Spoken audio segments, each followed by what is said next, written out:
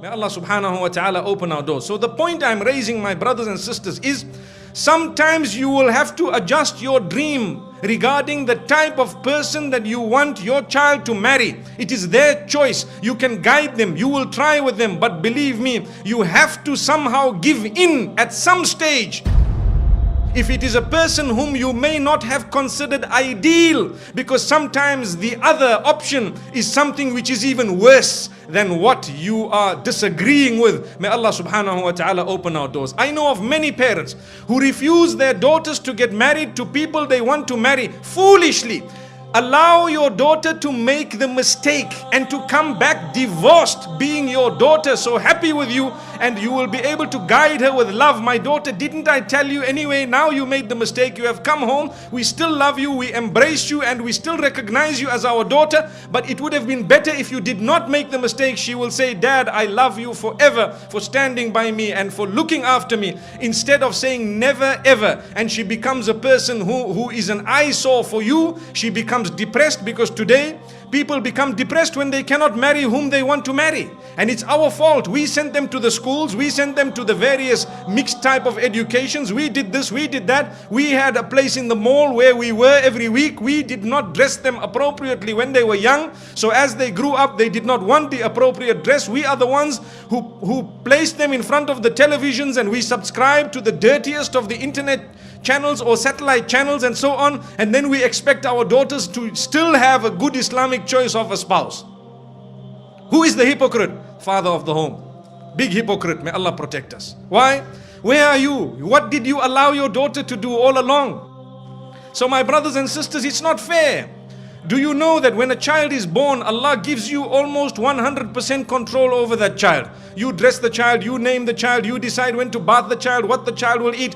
All control. Don't say, I don't have control over my child. Allah said, I gave you full control when the child was born. That's the time you did not dress the child properly. You never read your own salah. There was no Quran ever played. There was nothing. And slowly, as the child grows up, one by one, Allah takes away the control of elements from you regarding that particular child. So when a child is a little baby, you can give the child a rattle worth 1 rupee, and it will shake the rattle and smile and laugh with you. Let the child become 5 years old, give them the rattle, they will throw it back at your face. Dad, are you playing a fool with me? I need an iPhone.